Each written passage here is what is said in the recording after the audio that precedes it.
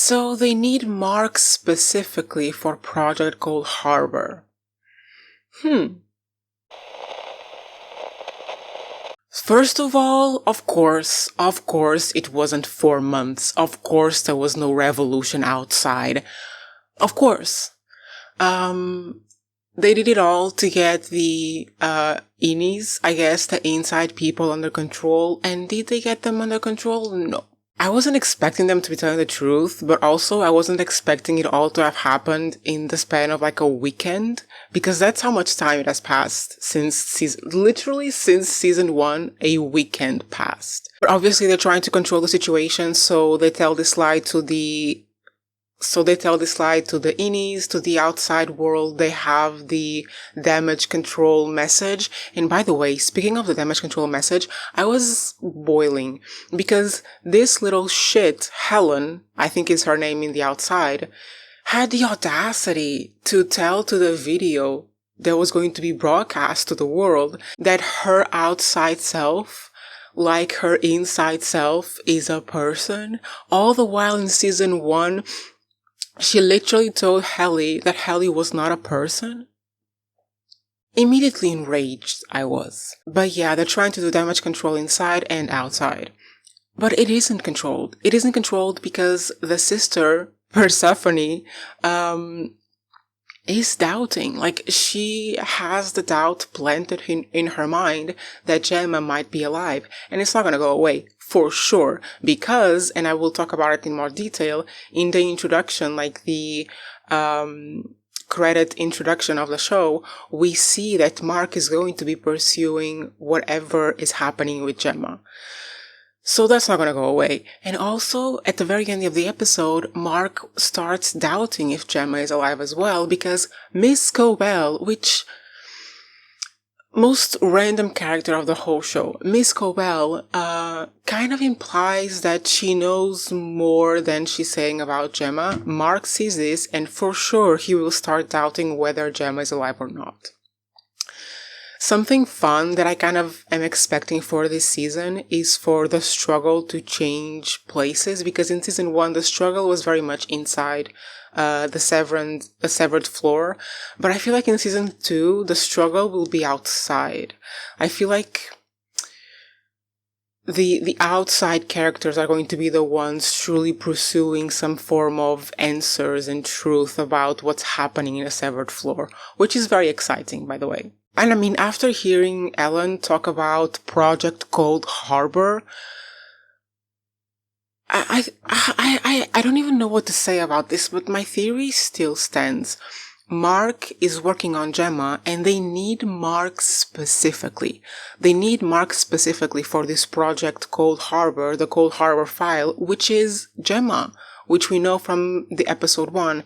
And they need Mark specifically because it has to be. They must need the people who are emotionally connected to these people they are trying to turn into corporate robots. They must need people who are emotionally connected to them to work on them, because what they are working on are emotions. And guys, I did a little bit more research for this review because I was still stuck on the damn frame, because they wouldn't put that frame at the end of the first episode for nothing. It has to be the clue to the whole thing, especially because in the intro animation, the very last image, or one of the very last images we see, is the freaking elevator door with Gemma. So Gemma and Mark working on Gemma is literally the clue to understanding all of this, to understanding whatever kind of work they're doing downstairs, and to understanding why they even exist.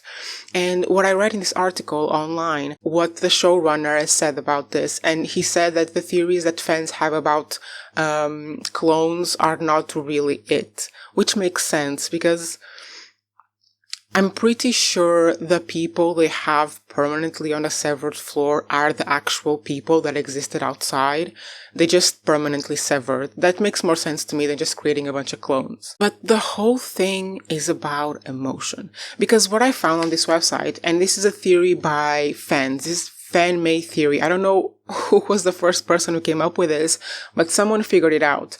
That the little kind of acronyms we see on the screen, we see WO, FC, DR, and MA correspond to a quote from freaking Keir Egan. And what he said was, each man's character is defined by the precise ratio that resides in him.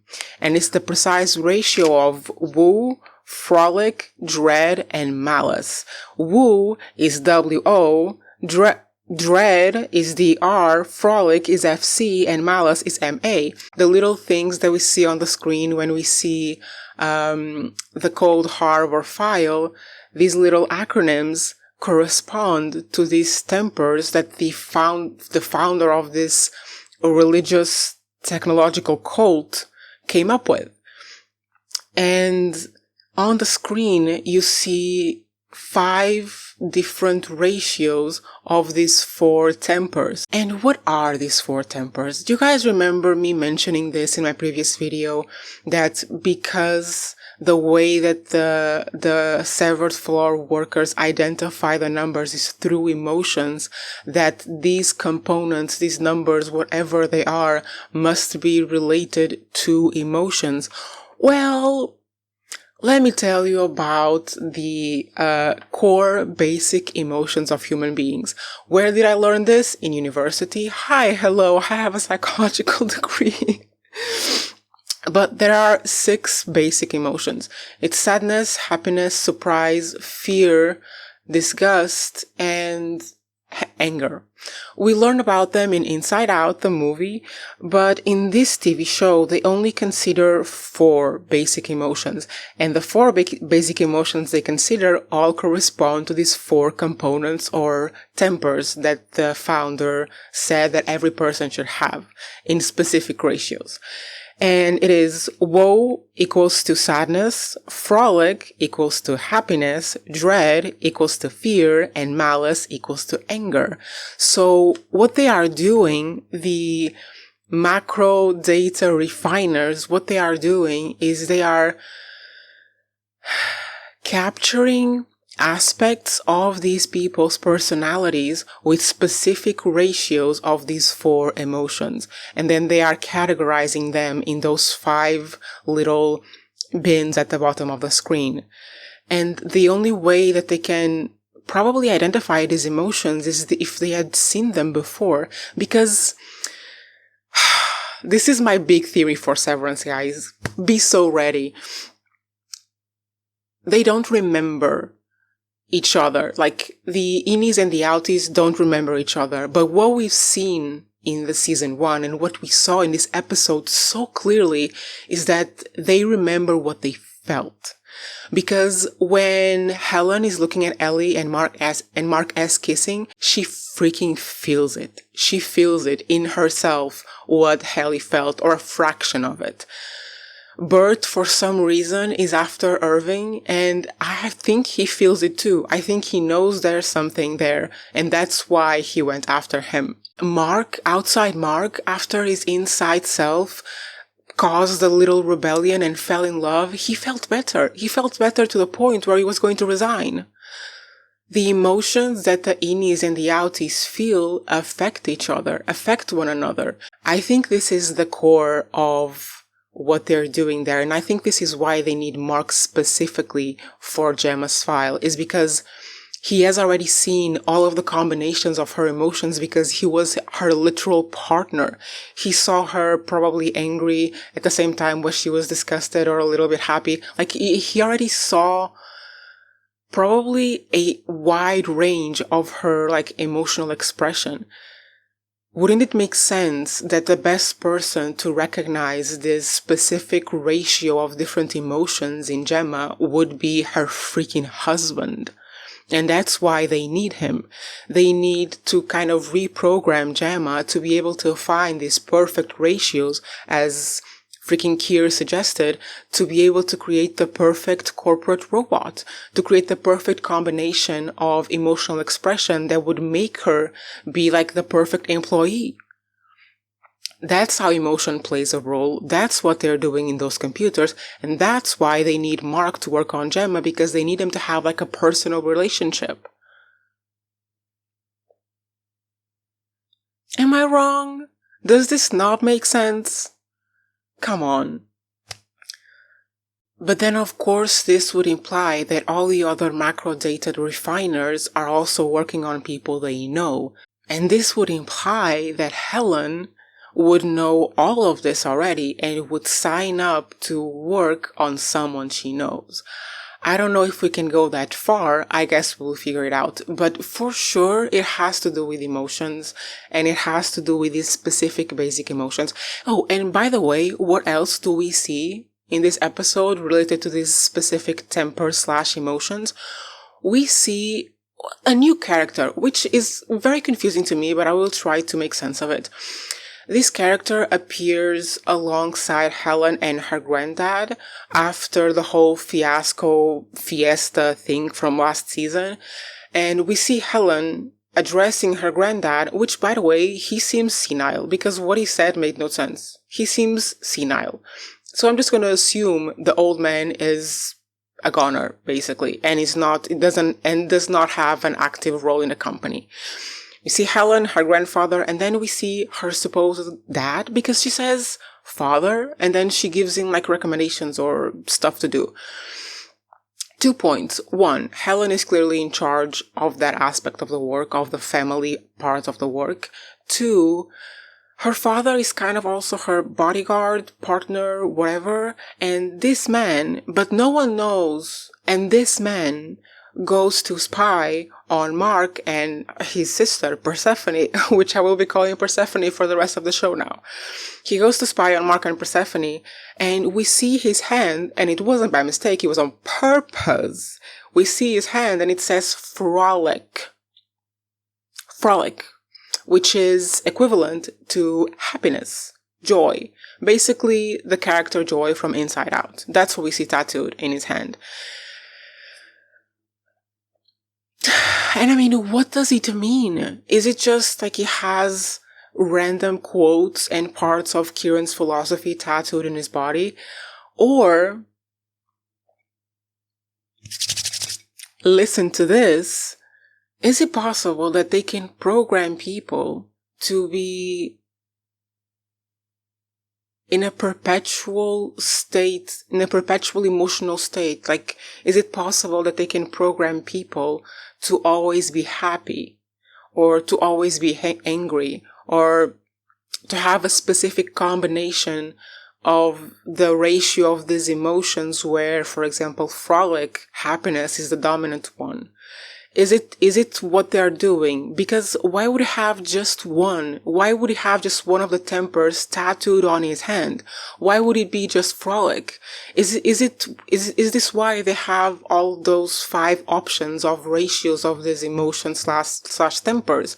Is it because they are programming emotional states for different like tasks and objectives? Like, is it? Because it makes sense, doesn't it? Like, he looks at the screen, he identifies different ratios of emotions at play in specific circumstances, he codifies them in these little boxes, and he's basically writing program to put into action when they need that specific person to have that specific combination of emotions, for whatever reason. So maybe this guy has Frolic tattooed on his hand because right now he's working on a program where the specific ratio combination of emotions has Frolic as the main emotion. Right? Sorry that this video is full of delusional theories, but this episode just made me go there, okay? It just made me go there because, well, it was just weird, and it wasn't by chance. It was not by chance. What do you guys think? Is there any other theories about this? I'm probably posting this way too early for there to be theories, but yeah, that was not by chance. And another point that I want to make, because this can't just be related to emotion, it has to be related to personality as well, because those are intertwined. Because one thing that I've noticed, now that we see the innies and the outies, the inside selves and the outside selves, one thing that I've noticed is that their personalities are kind of similar. Like, Helly is very headstrong, committed, and determined in both the outside and the inside. What's his name? I always forget his name. The glasses dude, Riley? Something like that. He's quirky and funny and sassy, both outside and inside. Irving is very, like, stern and quiet and chill, both on the outside and the inside. And even Mark has, like, similar characteristics. I feel like it's harder for us to see who Mark truly is because he's depressed on the outside, so he's a shell of himself right now. But isn't it interesting that, of course, that they take out their memories, but some aspects of their personality still remain the same? Because we are not just molded by what happens to her, but because we are not just molded by what happens to us in our lives, we are molded by the specific personality traits that we have. It's like that old argument of nature versus nurture, and we know that it's both. And it's so interesting to see how people who have different experiences with a similar personality turn out to be different, because Helen, on the outside, being so determined and so headstrong, didn't really make a difference because she was still raised in an environment to make her like a little snake, you know? But on the inside, she's raised as an underdog, has having to fight for herself. So her personality and the person she is develops in a different way. In psychological terms, like in theory, all of this is incredibly interesting. And do you know what? Props for the show, because the research they probably had to make to build these characters this way and to be aware of the fact that their memories are gone, but their personalities stay kind of the same, and to be aware of the fact that they will still remember certain emotions and certain feelings. Their body will remember even if they don't. And then they play with all of this with the inside and outside selves. That was really great writing work. Another aspect that I want to mention is about the little scene that we see when the guy, I forget his name, the glasses dude, goes to an interview in a door company, and we see how discriminated severed people are. And this is just another level of control that Lumon has on them, because where else can they go? Where else can they go if everywhere treats them like they are like aliens, that they are the source of evil in the world? I don't know, because it was immediate. They were vibing about doors. And as soon as he found out that he was severed, like, the level of control that Lumon has over these employees is absolutely insane. Oh, and by the way, what was the thing with that little man at close to the end when he was like, working for 3 days, I'm gonna sue you? Because that was the little man that was working on Mark's office. Did they keep him there the whole time?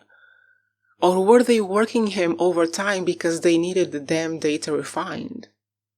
Second to last point, they were going to permanently sever Cobel, weren't they? And baby girl was like, I don't understand Cobel, but this is the thing with the introduction, because the introduction to the show is very different from the first season, and one of the major differences is that Cobel, like, a whole bunch of things happen in the introduction, right? We see a lot more interaction between Mark's two selves. We see a potential reintegration scene. We see Mark potentially getting to Gemma, but above all else, like, before the Gemma scene even is shown, there's like this entire journey of Mark reuniting his two selves or rediscovering his two selves or whatever else.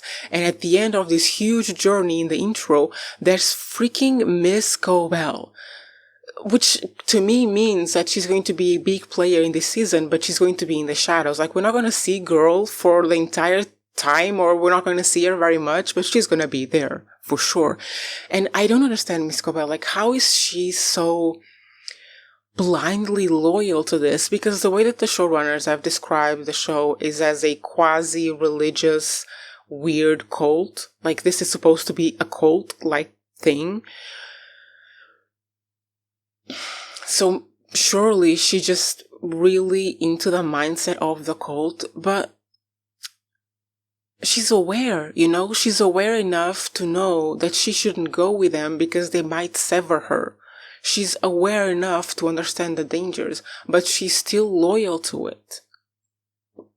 I don't understand her. And in my mind, I'm thinking, is she going to join forces with the reintegration scientist lady? Because where is she? Where is the reintegration scientist lady? Could she have been the voice on the other side of Arvin's phone call? I think so. I think so. I think that's her. I think Irving is working with her the same way Petey was, and that's what baby boy Milkshake saw when he didn't hire him back. And he said that his inside self received the message. Now the message must have been all those documents that he had, and Irving, was he aware that there was going to be like this voyage into the outside by the Eenies? I don't think he was aware, but I think he was expecting something, and he must be in cahoots with the lady, because who else do we know from the Resistance? Surely it wouldn't be the university students with the posters, right? It has to be the reintegration lady. That's what I'm thinking. And I'm really hoping that the reintegration lady, together with Irving, get back to Mark, join forces with Cobel, and take down this whole bullshit. So far, I'm really happy with the structure of the TV show, because it's a bit kind of like Silo season 2, where we first see one of the contexts, then episode 2 we see the second context, and in episode 3 and henceforth is probably going to be kind of like a mismatch of all of them. We will probably see them in the severed floor and outside, and see how the tensions build on both sides. But yeah, it was a really great episode. I loved it again, and I hope you enjoyed it as well. Stick around. I will be reviewing all of them and giving you all of my delusional, sometimes serious theories, because I know I'm onto something here. I know those tempers represent the basic human emotions, and I know that this is the whole thing. Everything is around the aspect of emotional states in people, because this is how they want to control them. And I mean, think about the baby goats as well. Think about the baby goats. What did we see in that room? It wasn't just the baby goats. It was about this person who was so incredibly attached to them that he was crying because he didn't want to let them go.